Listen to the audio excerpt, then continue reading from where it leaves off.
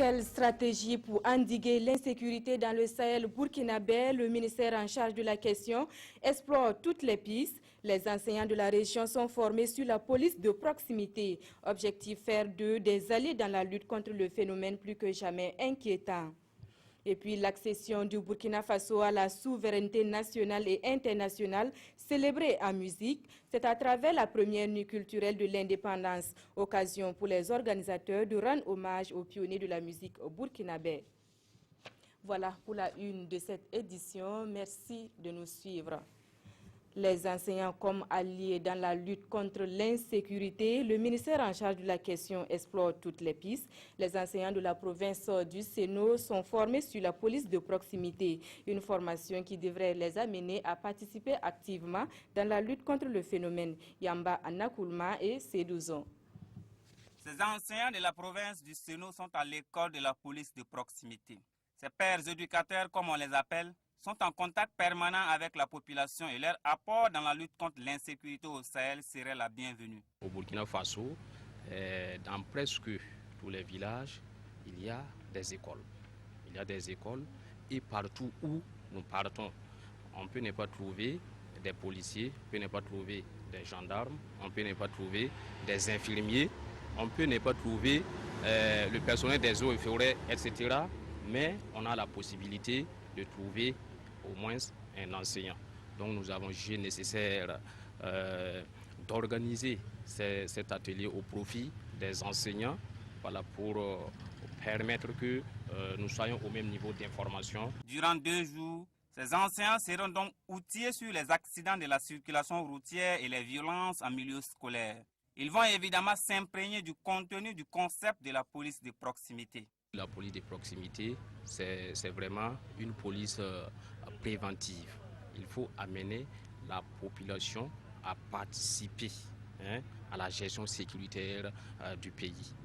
Cette formation est soutenue par l'ambassade du Royaume de Danemark et le ministère en charge de la sécurité espère donc que la mise en œuvre de la police de proximité permettra sans doute d'amorcer un éveil de conscience des populations quant à la nécessité de leur participation soutenue à la lutte contre l'insécurité au Burkina Faso.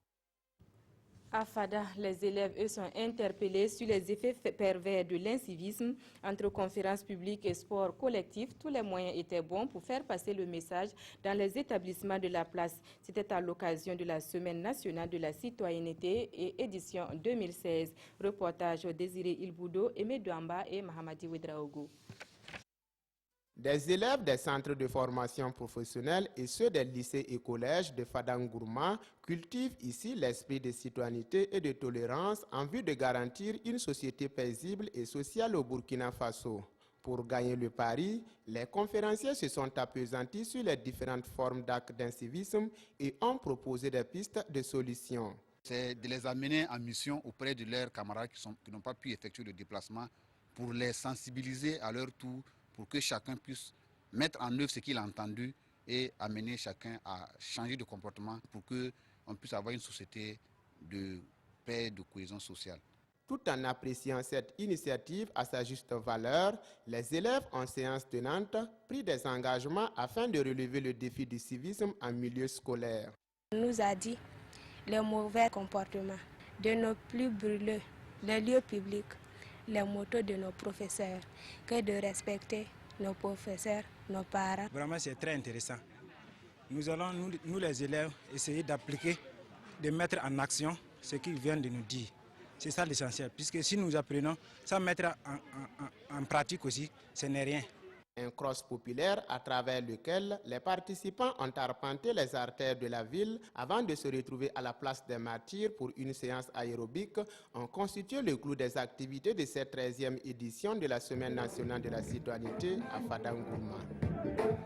L'incivisme n'est pas la solution, dixit Jérôme Woba, qui en a fait le titre de sa dernière œuvre littéraire, un recueil de nouvelles qui dépeint les différentes formes de l'incivisme au Burkina Faso. L'œuvre a été présentée en fin novembre à Fada. Alassane Kenderbego, Paul Yabré, avec la complicité de Mahamadi Ouedraogo. Une nouvelle œuvre à la disposition des amoureux de la littérature. Jérôme Woba vient de mettre sur la scène littéraire son livre intitulé « L'incivisme n'est pas la solution ». Un recueil de 6 nouvelles qui interpellent la jeunesse burkinabé à cultiver un comportement citoyen et républicain. Nous assistons de plus en plus aux actes de vandalisme, de violence dans tous les milieux. Donc c'est une façon pour moi d'interpeller tout le monde, les dirigeants, la population, qu'elle soit scolaire ou académique, à une vie plus saine, pour plus de paix et de cohésion dans notre pays. Pour le parrain, ce recueil de 118 pages qui dépeint l'incivisme dans toutes ses formes est riche en enseignements et véhicule un message éducatif. La critique que je peux apporter, c'est que c'est une œuvre qui interroge et qui interroge tout le monde.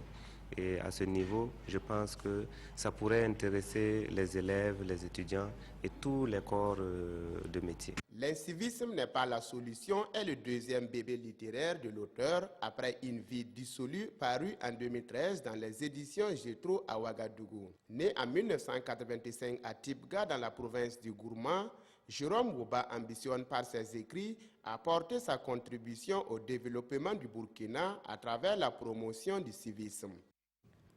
Direction à présent la boucle du Mouhounou, le centre de santé et de promotion sociale de Sien vient de recevoir un lot de matériel médico-technique. Un geste du club Rotary de Bobo-Dioulasso en collaboration avec celui de l'Allemagne. Le don d'une valeur de 21 millions de francs CFA a été accueilli et salué à sa juste valeur par les bénéficiaires, nous disent Lassina Ouattara et Karim Ouedraougou. C'est un lot de matériel médical d'une valeur de 21 millions de francs CFA que Rotary Club de Bobo-Dioulasso a remis au CSPS de Sien dans le Nayala. Ce don de matériel médical vise à améliorer la qualité de service au niveau de ce CSPS qui était dans le besoin. Ce geste est salué à sa juste valeur par les bénéficiaires. D'abord, nous remercions le Rotary Club de Bobo-Dioulasso de nous avoir fourni ces matériels. Nous étions dans les besoins. Par exemple, pour l'évacuation des malades, on avait une sérieuse difficulté pour ça. La réception de ces équipements va nous permettre quand même de renforcer la prise en charge et surtout dans le contexte de la gratuité des soins. Vous en avez vu, on en avait besoin. Je voudrais tout d'abord, au nom de Madame le commissaire, traduire donc nos remerciements au Rotary, le donateur, et également traduire toute la satisfaction et la gratitude des populations de Sien. Cette dotation en matériel médical est un engagement de Rotary Club de Bobo-Dioulasso qui s'est concrétisé. C'est composé de lits, de gaz, de groupes électrogènes, tout ce qui est nécessaire pour une CSPS.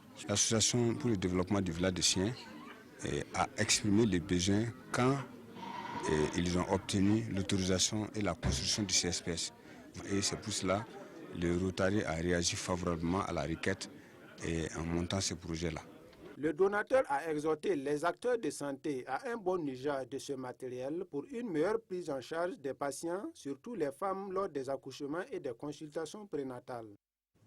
L'accession du Burkina Faso à la souveraineté nationale et internationale célébrée en musique, c'est à travers la première nuit culturelle de l'indépendance, une nuit organisée par l'association Dolémento, occasion de rendre hommage aux pionniers de la musique burkinabé qui ont participé d'une manière ou d'une autre à l'éveil des consciences, Césaire Carrefour et Zoubadiel David Dabiri.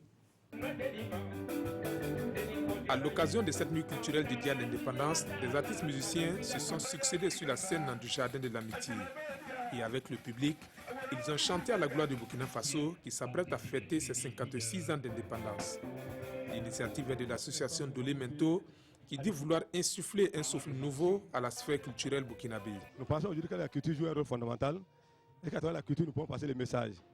Mais bien avant que la jeunesse aujourd'hui s'exprime, il y a eu les pionniers, des bâtisseurs, des ambassadeurs qui sont aujourd'hui là avec nous et contribuent en tout cas à apporter en tout cas la chaleur musicale.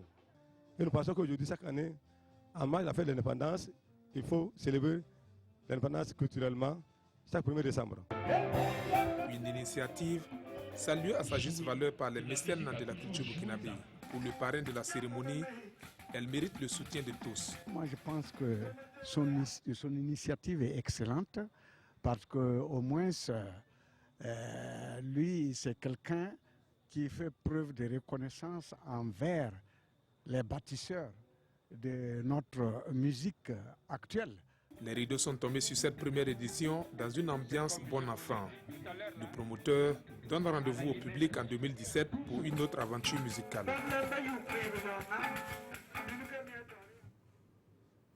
Un nouveau complexe paroissial pour les fidèles catholiques de Tanguin, Notre-Dame du Liban, a été inauguré samedi dernier. Ce complexe qui abrite également un établissement scolaire a été financé par la communauté chrétienne libanaise. Suivez plutôt.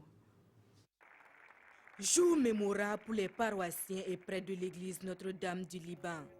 7 ans, c'est le temps qu'a pris la construction de la nouvelle paroisse. Un complexe qui répond enfin aux besoins des activités des paroissiens. Les différentes parties du complexe. Il y a la grande cour que vous avez vue là-bas, le parking, un grand parking qu'on peut mettre presque 80 voitures à l'intérieur, plus l'extérieur que vous avez vu, on a goudronné la route. Alors, à l'entrée, vous avez à votre droite la maison de sœurs religieuses qui gère l'école. À votre gauche, qui est en face, c'est le curé qui habite là-bas. Alors, quand vous êtes entre les deux, vous regardez en face d'eux, vous avez cette belle église avec ce bel escalier. Il y a un complexe scolaire qui est composé actuellement, on peut contenir jusqu'à 125 élèves. Ce complexe a été financé par les communautés libanaises paroissiales qui ont collaboré selon ses moyens. Il y en a qui ont payé de l'argent, il y en a qui ont payé du matériel, il y en a qui ont payé des idées et tout ça. Avant la cérémonie d'inauguration, une messe d'action de grâce a été dite. Nous sommes venus pour manifester notre communion, notre sympathie, notre esprit d'unité et de solidarité avec l'Église sœur du Liban. Les fidèles chrétiens libanais et leurs frères burkinabés pourront donc fêter le réveillon dans 3 semaines au sein de cette nouvelle paroisse. On s'arrête là pour cette édition. Excellente soirée en compagnie des programmes de la télévision du Burkina. À demain.